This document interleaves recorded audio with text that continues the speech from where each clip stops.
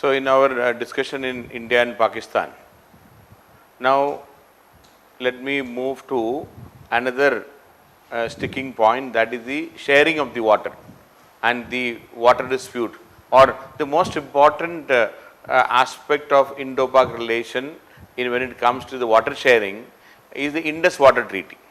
So, let us look into that Indus Water Treaty, its various aspects and the dispute solving mechanism.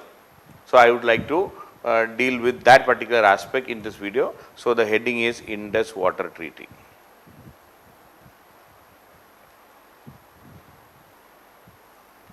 Just before I talk about the Indus Water Treaty, let us see the the Indus river. So, you can see that, you see in the north, you can see the entire lifeline of Pakistan is Indus river, and Indus originating in Tibet and flowing northwestward, you can see that in the map, northwestward, and then ultimately taking a U-turn and become the westernmost river, major river of Pakistan. You can see the westernmost river of Pakistan. Then it has 5 tributaries originating from our Indian side, again Jhelum originating in Jammu and Kashmir, Chenab in Himachal Pradesh, then Ravi, Beas and Satluj. Satluj is originating once again near Rakas and the Mansarovar lake in Tibet. So, 2 of the rivers, Indus and Satluj, they are originating in Tibet, then flowing westward and taking a turn and ultimately become part of this single river system. So, we have Indus, the westernmost, then Jhelum, Chenab, Ravi, Beas, Satluj. So, we are talking about the Indus system. So, there are 6 rivers in the Indus system now. So, Indus, Jhelum, then Chenab, Ravi, Beas and Satluj. So, we have 6 rivers. All these 6 put together we call it as the Indus river system. That is the lifeline of Pakistan. Otherwise, Pakistan would have been an extension of the Thar desert. Now, whatever prosperity is there, whatever water availability is there for agriculture, Pakistan is predominantly an agrarian country, and the source of water is from these 6 rivers. And all these rivers are originating either from India or it is flowing through India and reaching Pakistan. So, Pakistan, such countries where where they are in the lower side, in the last of the river, lower riparian state. So, Pakistan is a lower riparian state, whereas India is an upper riparian state.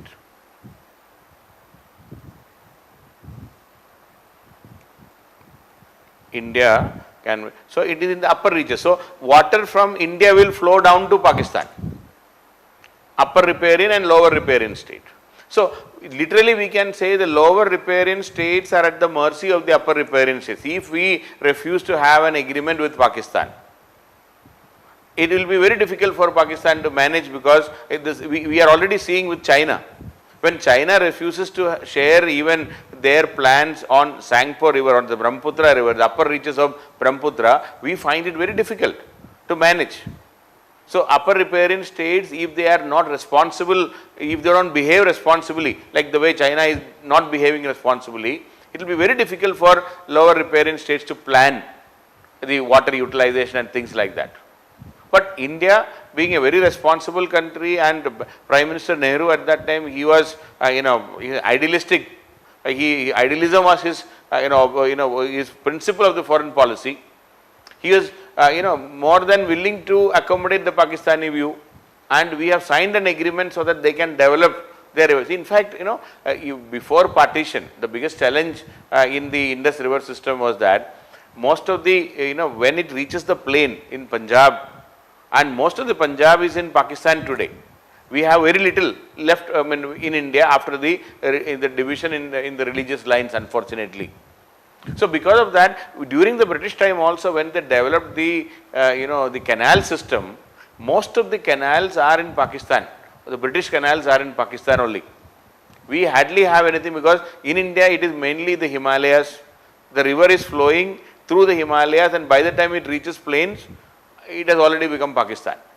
So, most of the utilization of the river before independence were in Pakistan. In fact, if you look at the river utilization, 92% of water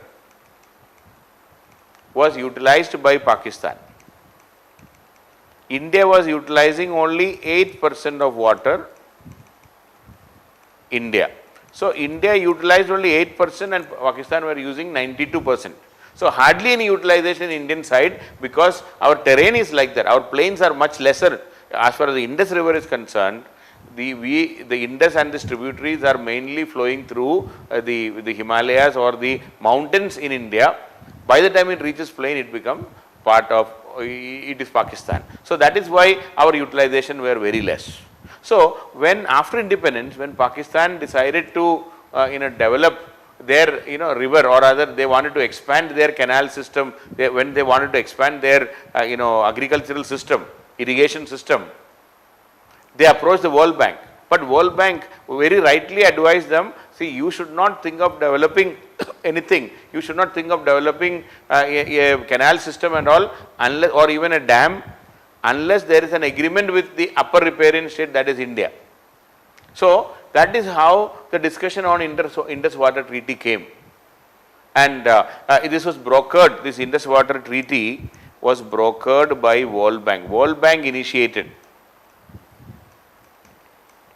World Bank initiated, and based on this Indus Water Treaty in Pakistan, I can show you, and they have constructed some of their biggest dams. Say for example, they constructed a Tarbela Dam. You can see Pakistani side, this is India, Tarbela Dam on Indus, and Mangla Dam on on Jhelum, Mangla Dam on Jhelum, and further you can see further down you can see Panchnath Barrage. You can see Panchnath in Pakistan, then Sukur Barrage. Panchnath, Sukur, Panchnath again on Jhelum, Satluj after they meet together, and then further down the line on Indus there is Sukur Barrage. You can see Sukur Barrage, this is Panchnath Barrage. So, a series of dams they constructed and the canal system they developed after the Indus Water Treaty, because once the agreement was there, because Pakistan was so desperate to utilize the water, and so they signed agreement. So, they were more than willing to, they were more keen to sign so Indus Water Treaty was more of a Pakistani requirement than an Indian requirement, because India, the utilization would have been very less. So, Pakistan wanted it, but India, especially our Prime Minister Nehru at that time, he was more than willing to cooperate with Pakistan, and in 1960, World Bank brokered it. In 1960, the Indus Water Treaty was signed. It is also known as General Ayub Khan Accord. General Ayub Khan from Pakistan and Jawaharlal Nehru of India signed this accord, and this is the most successful treaty between India and Pakistan. We were, even though it is passing through the disputed Jammu and Kashmir, and till now we have not changed anything, it is still working. That is the greatness of this accord, and the World Bank brokered it, World Bank mediated, and we finally managed to sign it in 1960. And this is a big achievement, and even today Indus Water Treaty has not failed. That is the best testimony of our whatever little good relationship is left. So, and Nehru, when it was an incredible generous gesture by India, because the very fact that we were willing to sign the agreement is a good gesture for Pakistan. We could have easily said no. We could have easily avoided talking to them, but we did not do that. We talked, and Nehru in Parliament told that we purchased peace with this treaty. That is the statement made by Nehru in the Parliament at that time. We purchased peace with this treaty. This was his reaction. We purchased peace with this treaty. That's what he said. And this according to this treaty of the 6 rivers, now I talked about 6 rivers, Indus, Jhelum and Chenab. See, all are, from west to east. These 3 were declared as the western rivers. And Ravi, Beas, Satluj as declared as the eastern rivers. See, you see in the map also, you can see that Indus in the west, then Jhelum and Chenab, then Ravi, Beas, Satluj. If you look and west to east, it is perfectly the west to east. These are also the north to south rivers also. Indus is the northernmost, then Jhelum, then Chenab, then Ravi, Beas, Satluj. So, it is also the north to south also, but in our treaty, these 3 rivers, the top 3 were declared as the western rivers, and the other 3, Ravi, Beas and Satluj, were declared as the eastern rivers. That is the first point. Second point is, these western rivers were declared as the Pakistani rivers, whereas eastern rivers are declared as Indian rivers, as per the treaty. So, in these 3 rivers, the Pakistani rivers, where these 3 rivers were declared as the Pakistani rivers, Pakistan has every right to utilize the water. Pakistan can utilize water. They can store, they can utilize everything. It is Pakistan. Whereas India, in the western rivers, India is not allowed to divert or store water. Not allowed to divert or store water. India is not allowed to divert or store water. India is allowed, India can at the maximum, India can have run of the river power projects. Run of the river power projects, meaning without storing water, bare minimum storage. Normally the run of the river power projects are allowed to store, say, 15 days water, so that the turbines can run uninterruptedly. So, run of the river power projects are allowed, no diversion, no storage. You cannot not allowed to divert and not to store water. Large scale storage is not permitted, but they can have dams which can store, say, around 15 days of water to run the turbine, that's all. And no canals, no irrigation projects, no canals, no irrigation project. But the only exception given was for Jhelum, because Jhelum is flowing through Srinagar city. For the day-to-day use of the municipal use of water, Srinagar city, for the purpose of the utilization of Srinagar city, they allowed, or this treaty allowed, the storage of 10,000 acre feet of water in Jhelum. 10,000 acre feet, 10,000 acre into 1 feet height, that much volume of water it can be stored in Jhelum because of the Srinagar city. That is the only thing we are allowed to do in the western rivers or the Pakistani rivers. As far as the eastern rivers are concerned, Ravi, Beas and Satluj, India is permitted. India can use the entire water, India can divert, India can store, India can divert. That is why we constructed the Bhakra Nangal dam, one of the early projects, multi-purpose river valley project. We have even constructed the Indira Gandhi canal, where the water from the Satluj is diverted into Jodhpur, into Rajasthan, into the desert, because we are allowed to divert water, and we are even diverting water from Ravi into Beas, from Beas into Satluj, and we are taking this. Even we had a proposal for a Satluj Yamuna link canal. You might have heard about that, Satluj Yamuna link canal, to link and take some water from Satluj to Yamuna. But because of the dispute between Punjab and Haryana and all, this has not been implemented even today. But otherwise, we even had a plan to divert water from Satluj to Yamuna also. So we had an elaborate plan to divert water. So Indus Water Treaty was signed in 1960, whereby three rivers, the top three, Indus, Jhelum and Chenab were declared as Pakistani rivers. Ravi, Beas and Satluj were declared as Indian rivers. It was signed in Karachi in September 1960. So Indus Water Treaty was signed in Karachi on 19th September 1960. So, and based on this treaty, a permanent Indus Commission was set up. A permanent Indus Commission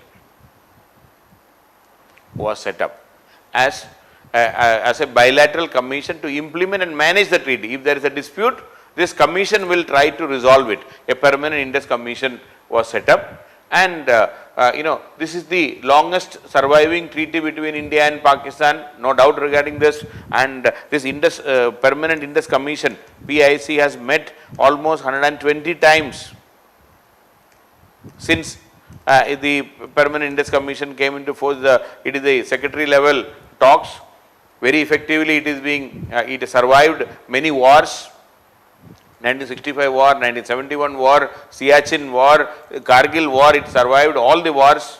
So that itself is a testimony of success. And despite all disputes, all difference of opinion, we are able to survive. And Indus Water Treaty, as implemented with, quite sincerely.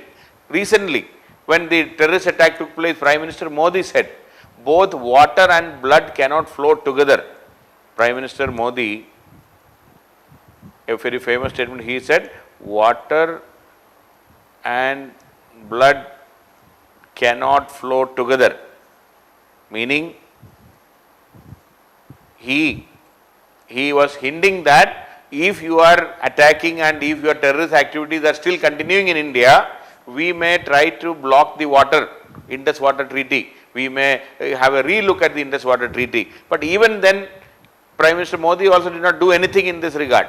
See, it's very difficult. See, it is very difficult to say that we will cancel it and we will divert the water. We will not allow Pakistan to get water. It's very easy to say, but very difficult to implement. So, why? So, I would like to just speak about a few words about that Prime Minister's statement that blood and water cannot flow together. Can India walk out of Indus Water Treaty and block the flow of water? The question is, can India do it? Can India walk out? See, theoretically, yes, we can walk out. No doubt regarding this. It's a theoretical possibility. It's a theoretical possibility. It doesn't stop. But practically, it may be very difficult for a country like India to do this. Practically, it may not be a wise move.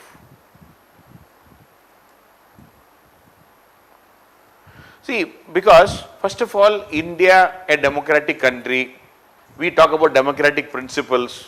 Now, if you try to stop the flow of water into Pakistan, there will be immense suffering for the common man. So, the first issue will be the immense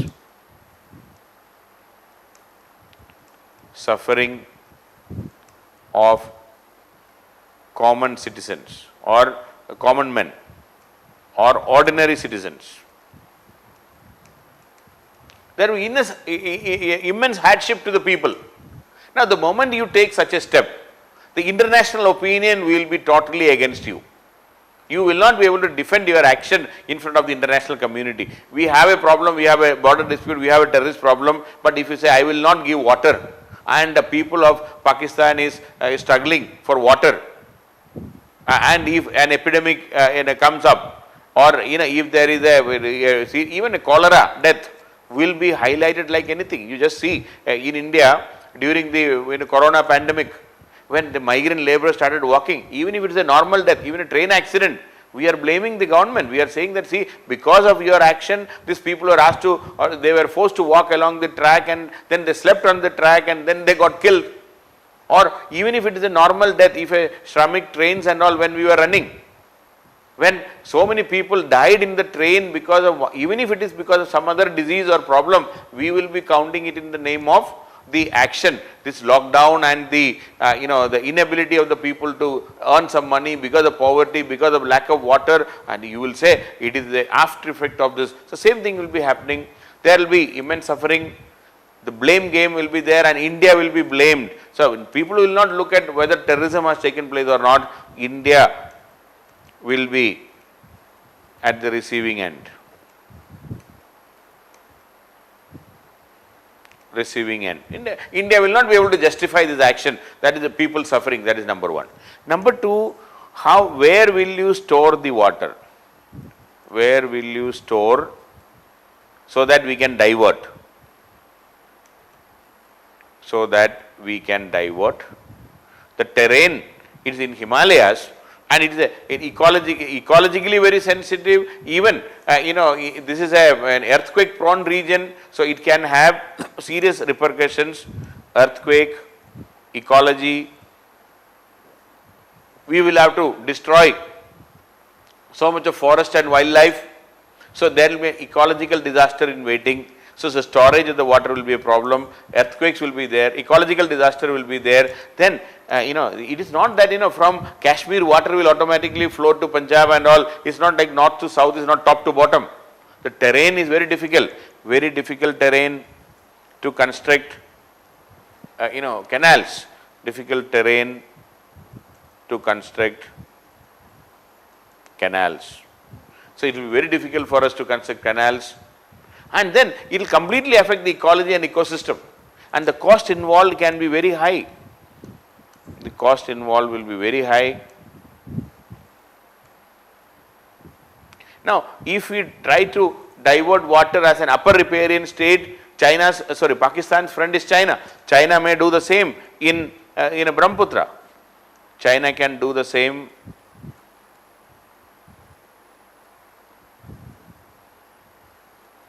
In Brahmaputra. And most importantly, internationally we will be isolated. Pakistan will, play the victim card. Pakistan will become the victim, will play the victim card. And they will tell to the whole world, crib and cry and say, Dekho, India has done like this, we are in trouble, when we are forced to do this, that, So Pakistan will behave as if India is the villain. See, they did the terrorist activity, now we retaliated by stopping the water, and it can be counterproductive for India in the long. It is ecologically not sensitive or sensible. It is as far as the terrain and the map of India, the geomorphology of this region, very dangerous to have such massive dams in this Himalayan belt because of the the Indian plate meeting the Eurasian plate and all those things. Then economically very costly, diplomatically it will be a disastrous move. So it is not even though we have made a statement, I will say it is not wise for India to think about tinkering on the Indus Water Treaty. See, now we can always say that as per the treaty we can take 100% water of Beas, Ravi and Satluj. If we are allowing some water to flow even today, if you are not utilizing it full, we should utilize it full. We should take our full quota. Don't give anything free to Pakistan, that is okay, but rewriting Indus Water Treaty or unilaterally withdrawing from Indus Water Treaty may not be, it may not fetch the real rewards for India in the given circumstances. So then, now that is one aspect. So blood and water flowing issue, and I think water will have to flow. I mean, even if the blood is flowing, because we have to, put pressure on Pakistan through other diplomatic means. This may not be the right way to put pressure on Pakistan as far as the terrorist activity and Pakistan promoting terrorism in India is concerned. That is one aspect of it. Now coming to the Permanent Indus Commission. Permanent Indus Commission, there is a dispute settlement process. Now it says that any in PIC or rather any question or any violation of Indus Water Treaty, this should be first discussed in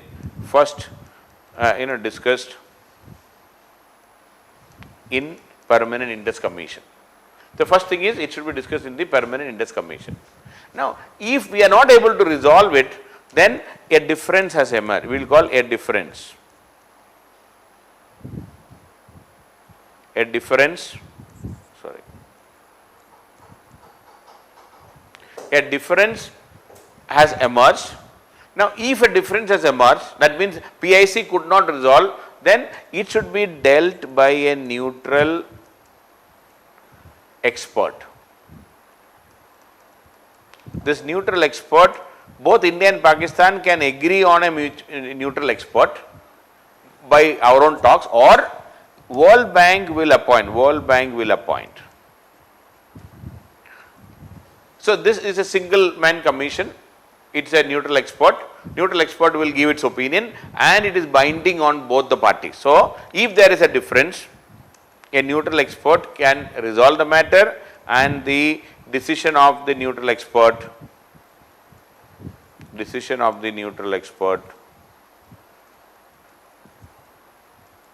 is binding. There is no choice and no appeal, it is binding. Now, if it is not, if it is a difference is both agreed that we have a difference of opinion, neutral expert will tell. If we could not agree on anything, then it will be called as a dispute. If a dispute emerge, see, if a difference is on minor issues, a difference of opinion, see, there is no fundamental question. If fundamentally we agree on that, I mean there is no violation of the treaty, but there is some difference of opinion, then an expert, a neutral expert can do. But if they agree that if both the parties could not agree on anything, if a dispute emerges, the commissioners, the permanent index commissioners will report to the respective governments, and they say that they are not able to resolve, commission cannot resolve, it has to be resolved outside. A court of arbitration should be appointed. So, Indus Water Treaty permits the creation of a court of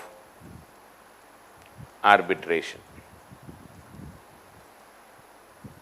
A court of arbitration should be created to solve the dispute. If they are not, so if there is a difference, a single man commission will be appointed, a neutral expert will be appointed. Now, a court of arbitration will be appointed. Such a court will consist of 7 members. Everything is written down. 2 from 7 members will be there, and 2 each from the party. That means 2 from India, 2 from Pakistan, then 3 more members. Now, 1 will be a chairman. Then a second member will be, there will be a dam expert, and the third member will be an international law expert. Now, 2 Indian members and 2 Pakistani members, there is no problem because both the countries will be nominating them. But as far as the chairman is concerned, the chairperson is concerned, if both the parties cannot agree on who should be the chairman of that arbitration, a court of arbitration, both India and Pakistan can approach the UN Secretary General. And UN Secretary General will identify a person who will act as the chairman of this court of arbitration. So, we have no choice because we could not agree on both. Now, as far as the dam expert is concerned, an engineer, civil engineer is concerned, again, if both cannot agree on who should be the second member who is supposed to be an expert in dams and who is a civil engineer, both can approach the president of MIT, Cambridge. The president of MIT, Cambridge, or the rector of the Imperial College London,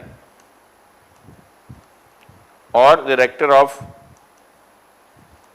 Imperial College London, to appoint a civil engineer for our court of arbitration. Now, if we are not able to agree on the international law expert, then we are asked to approach the Chief Justice of USA. So if you are not able to appoint an international law expert, we can approach the Chief Justice of USA or the Lord Chief Justice of England, the Lord Chief Justice or the Chief Justice of UK, Justice of England. So there are elaborate provisions for appointing even an arbitration, a court of arbitration. And World Bank knew that we are Indians and Pakistanis, we will not be able to agree on anything. So they have even written down, if a 7-member commission is to be appointed, court of arbitration, how the chairman can be appointed, how the dam expert can be appointed, how the international law expert can be appointed, everything is clearly mentioned. So that is why Indus Water Treaty and the Indus Water Commission or other, the whole treaty is a success even today. Despite so many wars, despite so many differences of opinion, despite so many political statements, Indus Water Treaty survived more than, now we have survived more than 60 years. It is a great achievement, and it is only because of the far-sightedness of the World Bank leaders at that time, as well as the generosity of Prime Minister Nehru at that time. India could have easily refused to have any agreement with Pakistan because we had nothing to gain as such from this treaty, only goodwill. And that is why Prime Minister Nehru at that time said, through this treaty we are purchasing peace. We want to purchase peace, that is why I am signing this agreement. So it was a goodwill gesture from India. Pakistan did not reciprocate it because in 1965 itself they precipitated the war in Jammu and Kashmir. They tried to capture Jammu and Kashmir through a war in 1965 itself.